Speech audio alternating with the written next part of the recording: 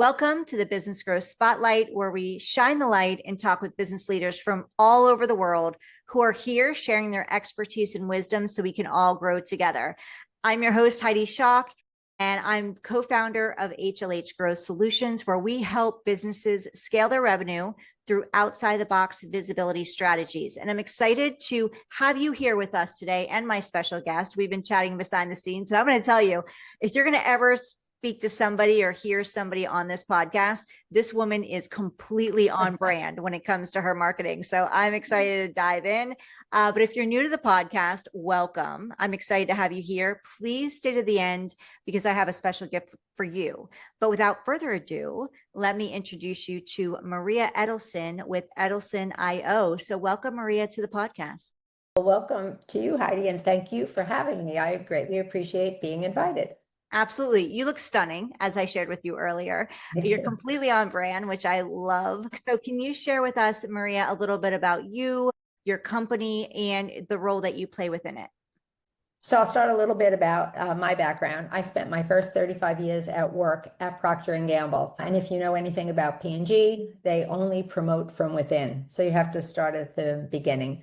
And so I started as a sales rep. I learned pretty much everything that I teach, and basically the information that forms the frameworks that we teach today, I learned them as a sales rep because I made 12 selling calls in person each day, 5 days a week.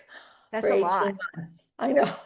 So if you do the math, 5,260 sales calls later, I learned what we still talk about today. And so that's how I began. Thank goodness I kept getting promoted and promoted. Obviously, I guess they thought I was good at what I did. Eventually, I ran about $1 billion of net outside sales for the company, eastern half of the United States, all of the company's brands, with about 250 people on the team, extended team. It was a great job. And then the company said, we want to recreate our sales training and capability organization, and we want you to lead it. And I kept saying, no, I love selling. And they said, no, we want you to lead it. So for the next 6 years at P&G, my last 6 years, I led a team of about 10 people, and we created we did an assessment, then we created the curriculum, content, and trained 2,000 salespeople in North America. And it was so successful, the company reapplied it around the globe. And still today, years and almost decades later, they're still using what we developed. Then I retired, and my family said to me, Mom, you have got to get another job. You can't stay home with us. I know, everybody. Drive them crazy, Maria. Did you drive them crazy? Yeah. Well, one of my children literally broke out in hives. So I did get another job for a year on a special project. And then I decided it was time to share everything I had learned. And so I had a partner at that time, and he eventually retired to be with his grandchildren, but I stayed. But we developed the content that we still use today. It's the frameworks. And that program we did live until COVID. And then when COVID came, we decided we had to pivot. And that's how we created Edelson.io. Edelson.io is the virtual platform where we do all of the content on video, and then the coaching is with a live coach. So we now have 2 ways to deliver the content, but the content is the same. And although I say the same, we have continually updated it and upgraded it based on recent research and based on all the learnings that we've had from our almost 50 clients around the world since we started 15 years ago. So that's a little bit about me and how I got to where I am today. Well, thank you for sharing. I was going to ask you the inspiration, but I kind of see how we unless you have an inspiration story on how you started it, but it sounds like you just shared with us your journey, which is fantastic. Yeah. Well, the inspiration was your kids saying, Mom, you need something else. And, I didn't think I would really enjoy the capability development work. And then when I did it at P&G, I realized how rewarding it was. to be able to help others improve, get better, be more successful, and find so much reward in their role. And so I said, I could do this, and I could do this now outside P&G. And so actually, when I retired, relatively young. So I knew I had, as my one son would say, I had some runway. So I could start a second career. And it's been very fulfilling to see people around. I mean, we've trained now, it's close to now 15,000 people around the world. And it's very fulfilling to see people in all these different countries and all these different industries say to us, wow, I never thought that I could be better, or that, wow, this is new and I've learned so much. It's very rewarding. So that's kind of my inspiration. So you just mentioned that you have worked with 15,000 people around the world. So who are those people? Can you share with us, for our listeners who are going, as we continue our conversation and they learn more about you and Edelson IO, is my company the right fit? Who do you work with? Who's your ICP? Who's your dream client? So we have a very wide range of clients that we serve. And I would say there is basically no industry or sector that's off limits. We have served clients that do everything from jet engines to toilet paper. So it really doesn't matter. What I believe is selling is a life skill. I mean, that's kind of my motto. Selling isn't a role, and it's not something that should be limited to work, because the truth is we're selling every day. And the skills that we are teaching are life skills. So there is no limit or no constraints to the industries that we serve or could serve. That's number one. And number two, there's really no constraints on our target audience. So we've had clients that are in the shipping industry, where we've trained everyone from the CEO of an $80 billion company right down to every ICP in 86 countries. So, the foundation that we have, the fundamental skills we train, are applicable to every company that we've operated with, which is a wide span, and they're life skills. So they're applicable for everybody. I would say no one is excluded. Is that helpful? Yes, thank you. Very much so. So since over 12,000 sales professionals that you've trained over 86 countries, how did you scale your training to have such a global impact while maintaining quality and relevance? Good question. I'm blessed with a support organization of consultants that are all former practitioners. The facilitators and coaches that work for Edelson IO are not just trained coaches. They are former sales executives who have had the experience of using the skills that they teach. So they have walked in the shoes of the participants, and they have experiences, they have stories that they can share, they can relate to the participants. So and we have a training program, of course, for any new consultant that comes on.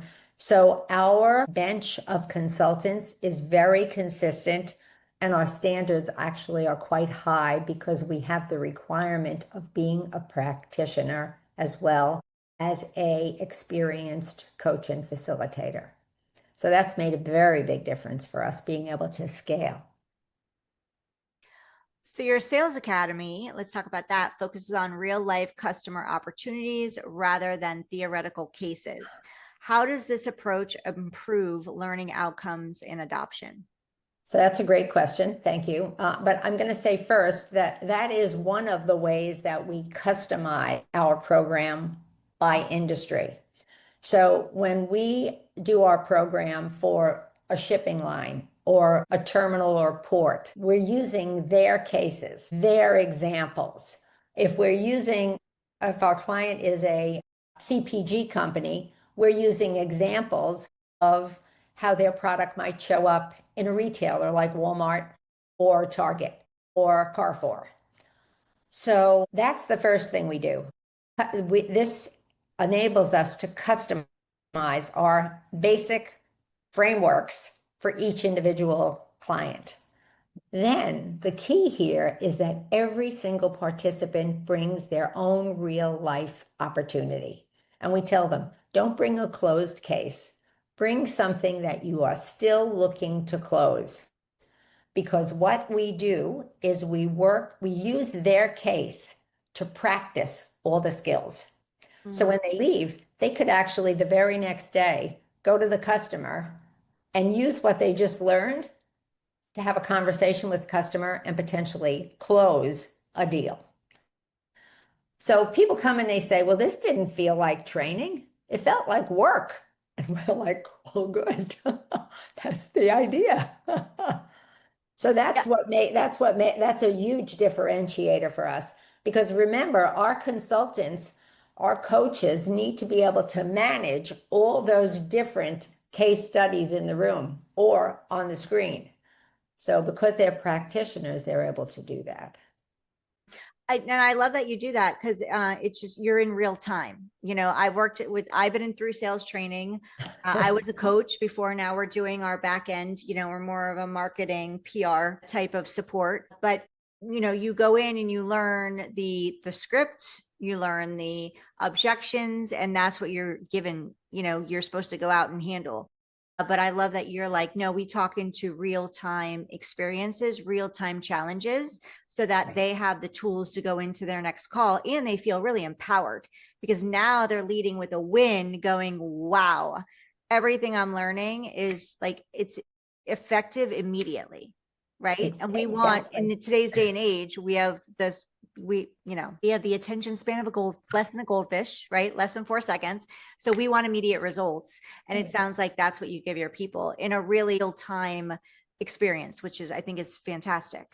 You are absolutely right, Heidi. The other thing I think people get is confidence. We practice. Now, people hate practice. They're like, We don't like need to practice. I can do it. I'm like, no, everybody practices, and you practice out loud. And then you get the loving gift of feedback. This is what it sounded like to the people that heard you. And everybody chimes in. So the first time you say it out loud is not in front of the customer. It's in front of people who give you loving feedback. So that way, you can revise and update your presentation for your conversation with the customer. And it gets better before you ever go to the customer. When you go, you have some confidence that you've done it before. So it's a powerful approach. It takes a lot more work and effort on our part, but for the client, it is a game changer, a game changer. Yeah, I want to share the gold nugget that you drop with loving feedback because it can be extremely intimidating for an introvert like me to learn sales. And not everybody in sales is extroverted. But I think as an introvert, you can be very good at sales because when you're introverted, you're going to lead possibly, I don't know, and I could be wrong. And this could be possibly more with authenticity only because you don't want to be salesy or pushy. So I love that you share loving feedback because I think when it comes to role playing and practicing also means role playing. We have to do that to practice. For me, I know that was extremely one of the intimidating factors. So how do you help people overcome that in their space? So first of all, we don't call it role playing because they're not using any theoretical cases to role play or make believe. This is their real customer. So they're going to have to face this real customer. So this is just a practice. Think of this as an audition for the real show that's coming with the customer. That's number one. Number two, we encourage people to use their own voice. I have a very distinct voice and style. And my consultants, everybody who works for us is the same. They're each individuals with their own voice. And we tell everybody, nobody should sound like us. You should sound like yourself. So you're going to practice, and we want to hear your voice. Yeah. Not everybody's going to have a different tone. Everybody's going to have a different approach to the customer. That's what you want to get comfortable with that. And that's what you're going to be saying out loud, because what you think in your head and what comes out of your mouth are often two different things.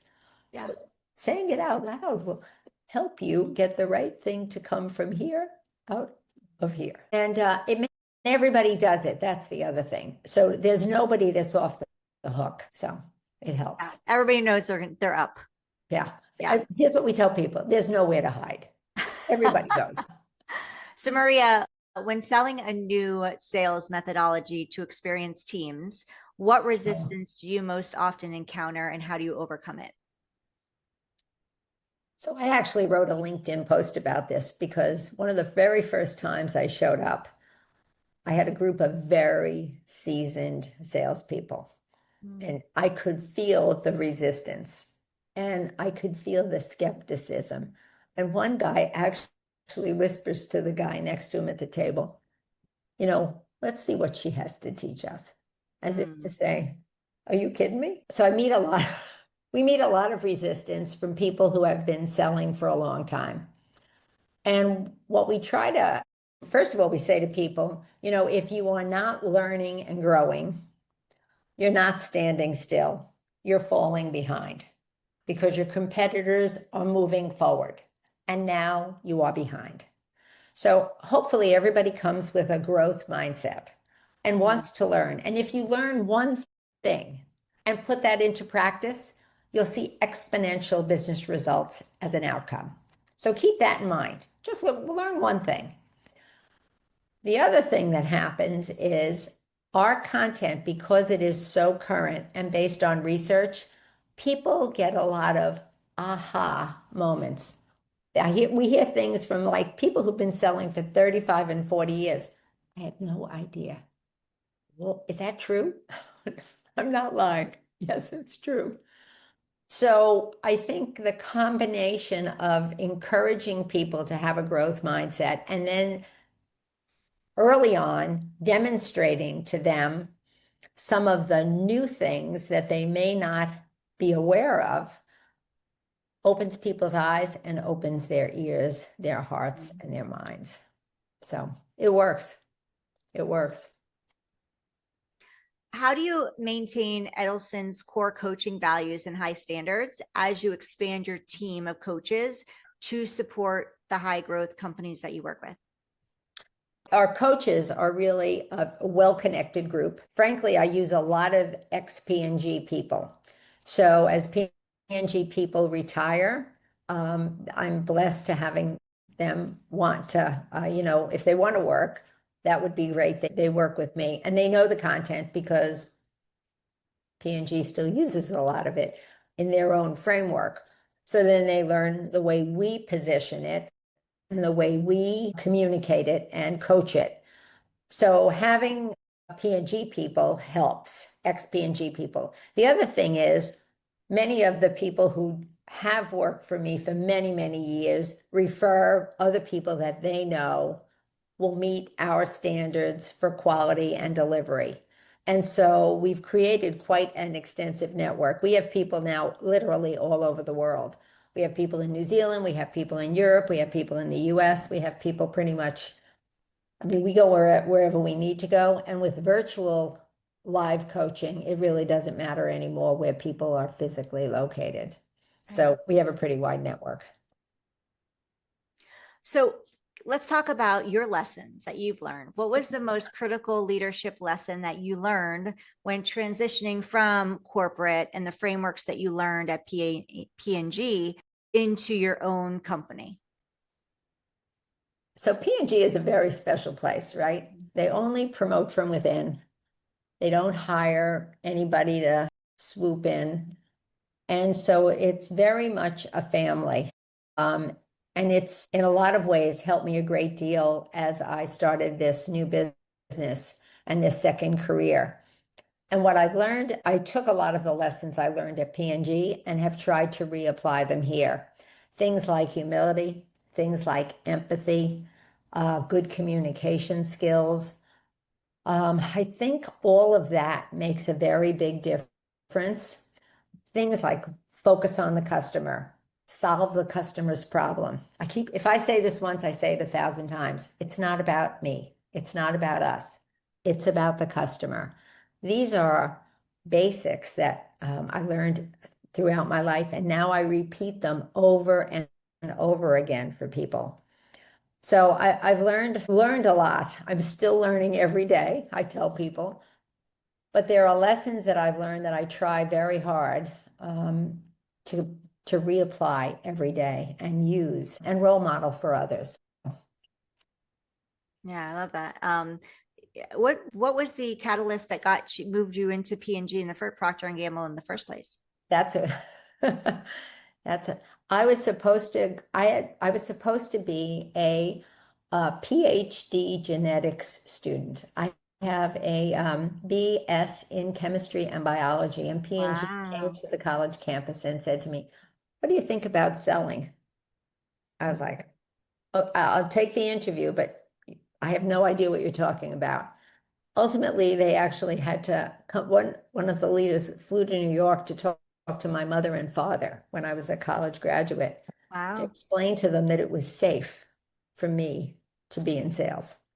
So I got here because P&G picked me. I did not pick them. But I like this outfit a lot better than I like the white lab coat. That's what I tell everybody. Well, you look stunning. So if you're watching us on YouTube, you can see Maria right now. If you're not watching us on YouTube and you're listening to us on your favorite podcast platform, thank you. We're excited.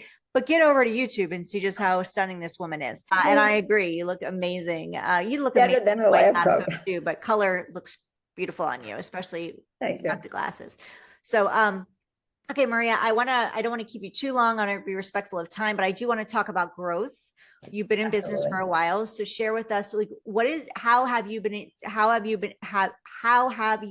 able to sustain your company and growing consistently? You're in 86 countries. You've worked with over 12,000 people. So how are you standing out? You're very agnostic, which you shared, which is not always a sustainable model for many, but you are niched in what you do and how you serve companies, which is important. Important distinguishing factor that we need to bring to light. You need to be niche in something, whether it's the person who you serve or how you serve them, or possibly both. And it doesn't need to be consistent amongst everybody. Sounds like you're very agnostic with how you serve them. So my question is for you is, how are you standing out amongst the crowd? You're virtual. When you brought up COVID, when the pandemic hit, everybody needed to pivot, and you pivoted and it worked for you. So how are you staying relevant and visible in front of a very crowded and loud space? I will tell you, it's difficult. It's really a challenge. My entire model over these past 15 years has been, and this is probably hard for people to hear, but it's been built on referrals. And I think part of I know a lot of our success is built on delivering results. We actually don't just hand out surveys with smile sheets at the end. We track the business, we track ROI. So when people come with their case, we say, what's the case and what's it worth to the company? And then we track, does the case close?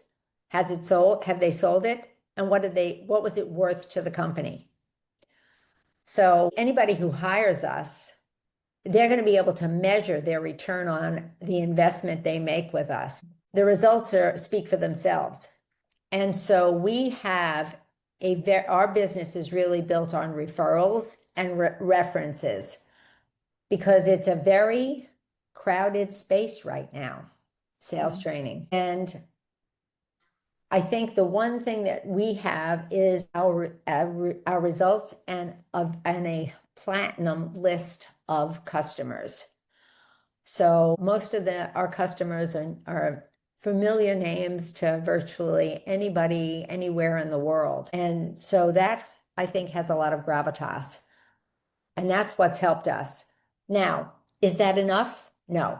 So I do podcasts to try to create awareness. I post on LinkedIn 4 times a week because, again, remember my mission. I'm trying to help people be better. So I'm sharing what I know, and I'm trying to share what I've learned so that others can benefit. So posting also, I'm hopeful, helps others and hopefully creates awareness of our company and what we do. So it's a tough ask right now, how to grow. And I think you have to have a consistent message. I think you have to have a very targeted story. Our content, our frameworks are agnostic, but we're a niche in what we do. We only do sales training. We don't do marketing. We don't do HR. That's not our thing. We train managers how to coach, and we train ICs and leaders how to sell. And as long as we are able to communicate that and communicate the result, for us, that has been a success model. And we're now layering in things like podcasts and LinkedIn to create more awareness. Yeah. And LinkedIn is important because you know where your people are. So for those of you listening, if your people, I mean, this podcast is geared toward businesses. So most of you listening will be leaning toward LinkedIn. But that means also that there might be other platforms out there that will also benefit you. So I'm a believer, and I was a business strategy coach for female entrepreneurs, and we wanted them to lean into, there's you hear all the time, you need to be everywhere. And I had the mentality of, you get to be everywhere at some point, depending on where your people are. And you just landed that. Your people are on podcast, listening to podcasts, and your people are on LinkedIn. So you're not spending time, you didn't say Twitter, you didn't say Facebook, you didn't say Instagram. You're not wasting and spending your time. And I think there's a lot of companies out there like, I got to be everywhere and explode on everywhere and see what lands. No. So I would say spend the time doing the market research. Where are your people? And spend your energy targeting them on that platform. Because virtually you can feel defeated if you're trying to be everywhere and things aren't happening on these platforms. And sometimes I feel like the word from many people you hear out there is, you've got to be out there everywhere in order to be seen and heard. And that's just not the case. And you want to show up real and authentic. That is a big piece, because you want to create that we call it the KLT factor, that know, like, and trust. And when they see you showing up consistently, like you said, and it doesn't have to be every day, you're showing up 4 days a week. That's plenty on LinkedIn, right? On Instagram, it's a whole different animal. It's like 4 times a day doing all of this. And if your people aren't there, why are you working so hard? Be on LinkedIn if that's where your people are, and just show up consistently, whatever that looks like for you. As you're growing, you can always add upon that as you're building out your team. Like you said, your niche is sales. You're not marketing, but you know what's working for you. And I'm sure you're consistently testing it, right? We're always testing when we're growing. Yeah. So what's next for Edelson? What like the next 12 months? What are your big goals, Maria? We're looking to grow. We would love to we have the capacity to take on new clients. We have some very large clients, which we're blessed with, but we also have clients that have, much smaller sales or commercial organizations. And we have the capacity to take on new business. So, and that is our goal. Our goal is to grow realistically. We do have limits. So that's our goal. And that's why I do podcasts, and that's why I'm on LinkedIn, to try to spread the word. We do this in the course. Top line revenue is the key, right? Top line revenue is the driver for all businesses, and our business is the same. So that's the goal. If I could give you a magic wand, Maria, and you can wave it over one issue, one challenge you're having right now that could keep you from achieving your goals of growth, what would it be and why? That you can go poof and just make disappear? That's a good question. I think it would, if I could make one thing go poof, it would be how to solve the puzzle of standing out amongst the many other voices that, and I'll say this carefully, that think they are doing sales training, but perhaps, that's all I'll say. That would be great, to find a way to stand out. That would be a magic wand for that. If you could deliver that, Heidi, will you have it sent to my house? Okay, I'm going to work on it. Okay, that would be great. If I could bring you back in 12 months and a year from now, Maria, and we can talk about where you are now and where you're going and what's happening, what does success look like for you? Success looks like, so in 23, we added 9 clients. In 24, we added 5. And so far this year, we've got 4 more with 3 more pending. So in 26, I mean, if we could add 5 to 6 new clients, that would be a home run. So that's our goal. I mean, we're always, and we have a great retention rate. I have clients that have been with me for 12 years. I've got clients that have been with us 7 and 8 years. So our retention rate is great. As everyone knows, it's very expensive to bring on new clients. The keeper. You want to keep them. Loyalty is key. So we have very loyal clients that we work hard to keep them as raving fans. And then if we could add 5 or 6 new clients at the end of 26 or at this point next year, that would be a success. Yeah. No, it's so true. And that's a big takeaway that I want people to hear that are listening. It is cheaper to keep, it's much less expensive to keep a client than it is to bring on new clients. So the ones that you're keeping, the more retention you can create in 12 years is like a home run. Crazy, right? It's awesome. It's amazing. So congratulations to you on that. That's something to be extremely proud of. So that in itself, for those of you listening, reach out to Maria, and we're going to show you in a minute how to do that because she's obviously good at what they do. She's obviously good at what she does because she's retaining clients for 12 years. And that's not usually very heard of in the world today. So I had another question for you based on what you shared and I lost it, but it'll come back to me. So in the meantime, Maria, share with us how people can connect with you and reach out to you and learn more about Edelson. So I have a website, www.edelson.io, very creative, keep it simple. You can reach me that way, but the best way to reach me is simply there's an email address on LinkedIn, or you could DM me through LinkedIn. My family has mixed feelings about this, but I work 24/7. So if you contact me, I will respond. So DM, email, through my website, any of those work, and I will reply. You'll hear from me. That's the other thing. I mean, we don't have layers of administrative people, and we don't have customer business development people that are out there making cold. We don't do that. Thank God we don't need to. So reach out to Maria, go to edelson.io, Edelson, right? Edelson.io.